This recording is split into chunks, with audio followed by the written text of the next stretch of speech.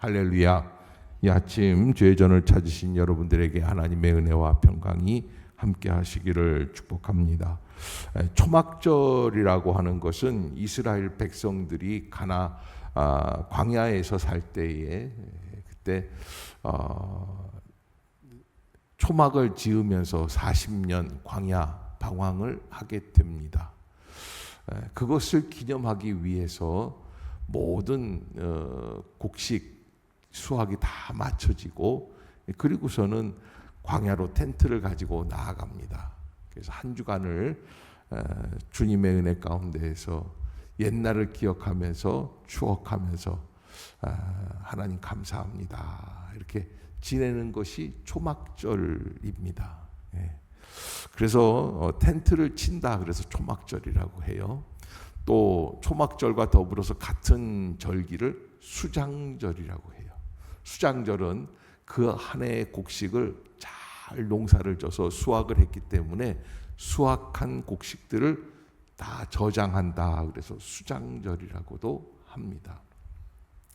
초막절에 많은 사람들이 예루살렘으로 올라가게 되죠. 올라가서 하나님께 제사를 드리고 또 기념을 하고 또 사람들을 만나고 뭐 이런 일을 하기 위해서 축제입니다. 한 해의 모든 일을 잘 마감하는 축제이기 때문에 축제를 잘 감당하려고 다들 올라가는데 그때 예수님의 동생들이 말을 하는 거예요. 왜 형님은 올라가지 않습니까? 이러면서 뭐라 그러냐면 여기 오늘 본문에 이렇게 이야기를 해요. 3절을 한번 보겠습니다. 시작. 그 형제들이 예수께 이르되 당신이 행하는 일을 제자들도 보게 여기를 떠나 유대로 가소서. 그러면서 예수님을 이렇게 인정해 주는 것 같지만 사실은 예수님의 친형제들은 예수님을 믿었다 안 믿었다? 안 믿었어요. 부활하신 예수님을 만나고서야 비로소 믿게 돼요.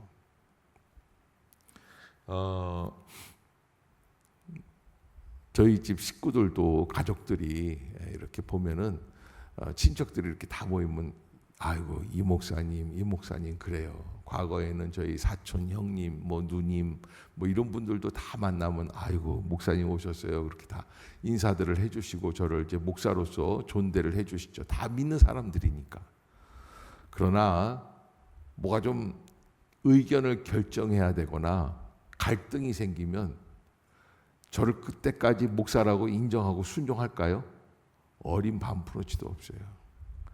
그때는 형들 생각대로 하는 거예요. 그러면 나를 목사로서 인정을 하는 거예요? 안 하는 거예요? 그건 인정 안 하는 거예요. 그래서 사실 선지자가 고향에서 환영받기가 어렵다라는 것이 바로 그런 의미예요. 다 과거에 알고 있는데 뭘 그러느냐 이런 식의 그런 역사가 있죠. 예수님도 마찬가지예요. 예수님의 친형제들까지도 예수님을 인정하지 않고 빈정대듯이 지금 오늘 이야기하는 거예요.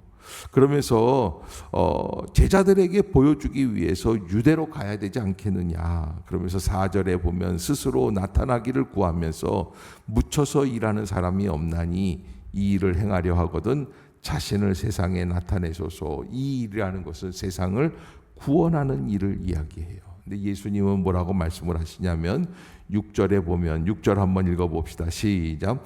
예수께서 이르시되 내 때는 아직 이르지 아니하였거니와 너희 때는 늘 준비되어 있느니라. 아멘. 여러분 잘 보면은요 예수님께서 이 모든 일을 행하시는 것이 사실은 자신이 원하는 대로 하는 것 같지만 하나님께서 정해 주신 방식을 믿고 그 말씀에 순종하면서 나아가는 것을 보게 됩니다. 그래서 내 때는 아직 이르지 아니하였다라는 거 하나님이 내가 지금 올라가서 유대에서 그 일을 행하라고 하는 때가 아직 아니다라는 것을 말씀을 해주신 거고요. 너희 때는 늘 준비되어 있다. 너희들은 어떻게 하는 거예요? 자기가 원하는 대로 하는 거예요. 왜? 그것은 하나님의 구원의 역사와 연결되어 있지 않은 그런 각 개인적인 사건들이기 때문에 그렇다는 거예요. 그러면서 7절에 보면 세상이 너희를 미워하지 아니하되 나를 미워하나니. 왜 세상이 사람들은 미워하지 않고 예수님만 미워합니까? 바로 예수님께서 세상을 구원하시려고 하는 구원자로 이 땅 위에 오셨기 때문에 그래요. 네, 그래서 세상이 그를 미워하는 거고, 마치 야곱의 아들 요셉이 왜 형제들에게 미움을 받았습니까? 네? 왜 미움을 받고 애굽으로 팔려가요? 형제들을 구원할 사람이기 때문에. 근데 또 이 얘기를 하면은 또 이번 명절에도 또 가서 집에 가서 괜히 미움받는 형제들이 있잖아요. 다 내가 너희들을 구원하려고 이렇게 고난과 핍박이 있구나. 이렇게 거기다 적용을 하면 될까요? 안 될까요? 그거는 아니에요. 예, 그거는 아니고 여러분들이 미움을 받는다. 만약에 그러면 곰곰이 생각해 봐야지 돼요. 내가 뭘 잘못, 대부분 언어의 습관이나 태도의 문제예요. 예, 그러기에 우리가 하나님 앞에서 조심히 생각을 해봐야지 되겠죠. 자, 이렇게 해서 예수님이 명절에 올라가지 않는다. 너희들 먼저 올라가라 해놓고서는 예수님은 조용히 올라가셨어요. 그리고서는 초막절이 되어서 초막절을 지냅니다. 예수님께서 사실은 그들에게 나타나셔서 뭐라고 말씀을 하시냐면, 예수를 찾는 자들에게 대해서 뭐라고 하시냐면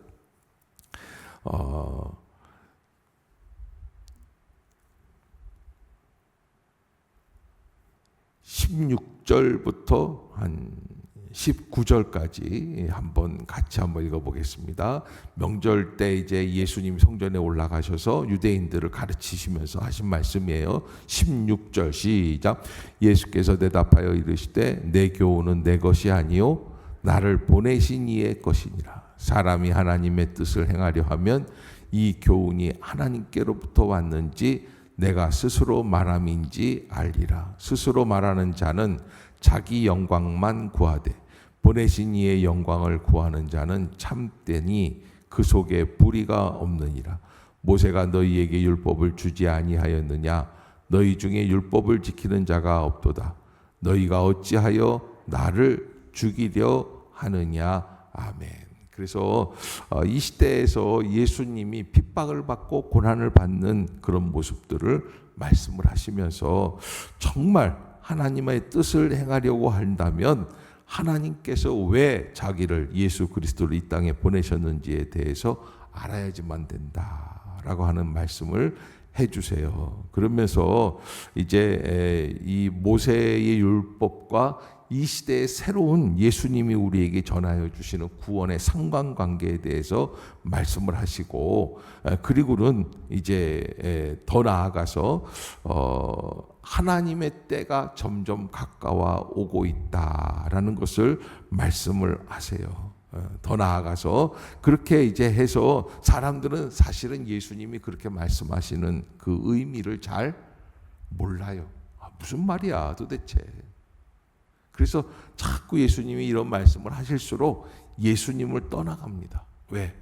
복잡하니까. 아니 자기네들이 볼 때는 맹인들, 소경된 사람들 눈이나 띄워주고 안전뱅이들 이렇게 세워주고 기적을 베풀어주고 오병이어의 기적이나 보여주고 그러면 많은 사람들이 인기가 올라가서 예수님을 따라가면 될 텐데 뭐 자꾸 이상한 말씀을 하시는 거예요. 그러니까는 야 이거 참. 그리고 이제 어저께도 우리가 함께 나누었지만 예수님께서는 오병이어의 기적을 베풀어 주시면서 뭐라고 그러셨어요? 예, 나를 먹어야지 된다. 내가 생명의 떡이다. 내가 생명의 포도주다. 그 말씀을 하시는 거 아니에요. 그래서 믿음이라는 것을 가만 보면은 우리가 어떻게 알아야 되냐면, 믿음이라는 것은 뭐냐? 먹는 거다. 어떻게 해요? 나의 심령 깊숙이 내가 그것을 흡수하고 받아들이고 생명으로 받아들여요. 그래야 우리가 살아나게끔 돼 있어요. 자, 그렇게 하면서 초막절에는요 광야에서 지냈잖아요. 이스라엘 백성이 과거에. 그러니까 그 광야에서 지내다가 가끔 보면은 하나님께서 이스라엘 백성들을 어떻게 해주셨냐면 반석을 쳐서 물이 나오게끔 해주실 때가 있잖아요. 그래서 그 물이 나오는 것을 기념을 해서, 그래서 명절 끝날, 초막절 명절 끝날에는 저 실로암이라는 연못에 가서 물을 길어와요. 그리고서는 물을 길어다가 성전 바닥에다 쫙 뿌립니다. 그리고 사람들이 막 환호성을 지릅니다. 이 퍼포먼스예요, 퍼포먼스. 하나님이 우리에게 지난 광야의 생활 속에서 이렇게 생명의 물을 주셔서 우리를 적셔주시고 먹을 수 있는 길들을 열어주셨다. 그래서 사람들이 그냥 물을 기르러 가는 제사장 행렬들이 요란합니다. 그래서 막 큰 물통을 수십 명의 제사장들이 어깨에다 메고 뛰어가요. 착착착착 뛰어가서 실로암에 가서 물을 분 다음에는 그 다음에 물을 가져다가 성전에다 쫙 뿌리는 거예요. 계속 그렇게 하는 거예요. 그러면서 이제 그 물에 이렇게 우리를 적셔주는 퍼포먼스를 하면서 과거에 광야에서 목말랐던 시절을 기억을 하는 거죠. 그렇게 사람들이 환호성을 지르고 막 물 기르러 다니는 제사장들을 쫓아다니고 그러는 모습들이 있는데 37절 그때 예수님은 그 사람들 뒤에서 이런 말씀을 해주셨어요. 37절 38절 시작. 명절 끝날 곧 큰 날에 예수께서 서서 외쳐 이르시되 누구든지 목마르거든 내게로 와서 마시라. 나를 믿는 자는 성경의 이름과 같이 그 배에서 생수의 강이 흘러나오리라 하시니 아멘. 자, 여러분 예수님이 이런 퍼포먼스를 그렇게 막 하고 있는 사람들 앞에서 이 말씀을 하신 이유가 뭘까요? 여러분 저는 요 구절이 요한복음 7장 전체를 가늠하는 아주 중요한 핵심 구절이라고 여러분들에게 말씀드리고 싶어요. 누구든지 목마르거든 내게로 와서 마셔라 하는 말씀을 우리에게 주신 이 말씀의 이유. 사람들은요 그 실로암 연못에 가서 물을 쫙 길어옵니다. 그리고 물을 길어다가는 성전에다 쫙 뿌리고서는 그 물을 보면서 너무 좋아합니다. 왜 그럴까요? 여러분 태국에 가면 물의 축제라는 게 있어요. 그래서 무슨 10월 달인 앞인가 하여간 언제 한번 가면 막 물을 막 뿌리면서 좋아해요. 왜? 더운 지방에 사니까 물이 그리운 거예요. 그냥 요즘 우리 지금 어저께도 36도. 네, 오늘은 좀 아침에 비가 와서 좀 시원한 바람이 부는데 어제도 너무너무 덥더라고요. 이게 더운 게 36도라서 더운 것보다는 이게 지금 거의 2달 가까이 더운 거예요. 8월, 9월까지 해서 7월 정도. 그러니까 계속 멈추지 않고 더우니까 지치죠. 이게 태국 날씨랑 비슷해져요. 이런 거는 태국도 이렇게까지 덥지 않은 것 같은데 이렇게 더운 거예요. 그런데 이게 더위 속에서 이렇게 사람들이 시원함을 목마르게 생각하고 또 이스라엘 백성들은 초막절에 이렇게 물을 갖다 뿌리는 거는 사막 건조한 지방에 사니까 물이 소중한 거를 알고 막 물이 있으면 즐거워하지 않습니까? 특별히 이스라엘 백성들이 물을 가져다가 초막절에 뿌리는 것은 광야에서 물을 통하여 우리를 구원하신 하나님을 묵상하는 거예요. 과거에 하나님이 우리에게 광야에서 이와 같이 물을 주셨다. 어떻게 보면 이 초막절이라든지 모든 행사는 과거형이에요. 과거를 추억하는 거예요. 그런데 예수님은 그 과거를 추억하며 과거에 하나님이 주셨던 구원의 역사 속에서 취해가지고 기뻐하고 그랬던 그 사람들에게 뭐라고 말씀을 하시냐면 지금 나는 너희들에게 뭘 주세요? 생수의 강을 허락해 줄 것이다. 과거에 빠져 있는 신앙이 되지 말고 어떻게 하라는 거예요? 현재를 열어갈 수 있는 믿음으로 살아가라. 아멘. 그게 오늘 초막절에서 예수님이 그 많은 사람들 앞에서 소리를 지르면서 하시는 말씀이에요. 아마 이 초막절에 행사를 크게 합니다. 지금도 이스라엘 백성들은 초막절이 되면 세계 어디에 있든지 초막절을 지킵니다. 그래서 유대인들이 많이 들어오는 호텔 같은 데는 테라스가 있습니다. 테라스. 왜? 초막 텐트를 칠 데가 없으니까, 호텔 안에다 치면, 호텔 방 안에다 치면 그 의미가 없으니까 밖에 테라스에다가 쳐요. 발코니 있는 테라스. 거기다가 쳐놓고 그리고 텐트를 치고 초막절을 지킬 정도로. 그 사람들은 그렇게 지키는 거예요. 근데 그렇게 지켜나가는 메모리얼 하는 게 뭐예요? 과거적 신앙이라는 거예요. 그러지 말고 뭐예요? 지금 현재를 누릴 수 있는 신앙이 어디에 있어요? 바로 예수 그리스도 안에 계신다. 누구든지 목마르거든 내게로 와서 마셔라. 너희가 지금 물을 갖다 뿌리는 것, 이게 지금 목마르는 갈증 때문에 그러는데, 그러지 말고 예수 그리스도께서 주시는 생수, 복음의 말씀을 받아 누리면 그 배에서 뭐가 나온다는 거예요? 생수의 강이 흘러나오리라. 아멘. 아멘. 바로 우리를 살릴 수 있는 생명의 역사가 하나님의 은혜 가운데 예수 그리스도의 말씀 속에 담겨 있다라는 것을 말씀해 주신 거예요. 신앙이라는 것은 과거형으로 빠져 있는 게 아닙니다. 내가 과거에 40년을 우리 교회 다녔는데, 몇십 년 동안 신앙생활 했는데, 내가 과거에 어떤 신앙생활을 했는데, 여러분 과거를 말하는 사람들 치고 불행하지 않은 사람이 없어요. 과거에 빠져 있는 사람들이 있어요. 나 서울대학 나왔는데 나 어떻게 신앙생활. 여러분 그런 거에 빠져 있으면 안 돼요. 내가 그래도 어느 기업을 다녔던 사람인데. 인생은 과거에 있지 않고 어디에 있습니까? 현실에 있죠. 그래서 현실을 살아내야 돼요. 그러기 위해서는 어디로 와라? 내게로 와서 마셔라. 따라해 봅시다. 예수께로 와서 마셔라. 아멘. 예수께로 와서 마시라는 거예요.